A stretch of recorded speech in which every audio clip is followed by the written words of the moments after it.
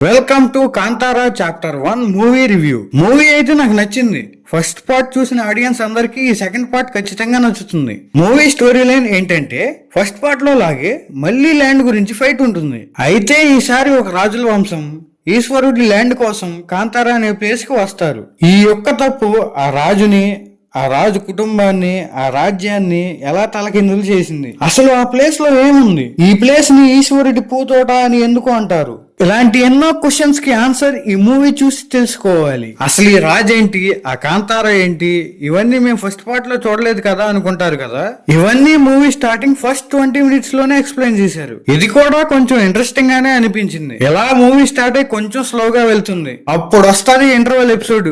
మామూలుగా లేదు. ఈ మూవీ బీజిఎం మనల్ని ఒక ట్రాన్స్ లోకి తీసుకువెళ్తుంది. పోస్ట్ క్లైమాక్స్ అయితే ఓకే, బట్ ఎమోషనల్లీ పార్ట్ 1 కి కనెక్ట్ అయినట్లు ఈ పార్ట్ 2 కి కనెక్ట్ అవ్వం. క్లైమాక్స్ లో మాత్రం రిషబ్ శెట్టి వద్దులే, మీరే మూవీ చూసి తెలుసుకోండి. ఏం యాక్టింగ్ అయ్యేది మామూలుగా లేదు. ఇక మూవీ విఎఫ్ఎక్స్ అండ్ సినిమాటోగ్రఫీ అయితే బాగుంది, క్వాలిటీ ప్రొడక్ట్ ఇది. ఇక యాక్టర్స్ పర్ఫార్మెన్సెస్ కి వస్తే the only one writer, director and lead role play చేసిన రిషబ్ శెట్టి.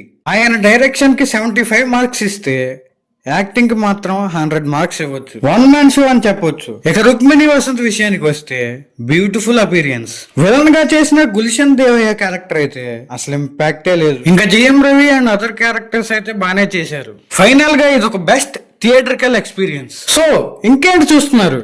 ఇది రా review. Subscribe to our channel.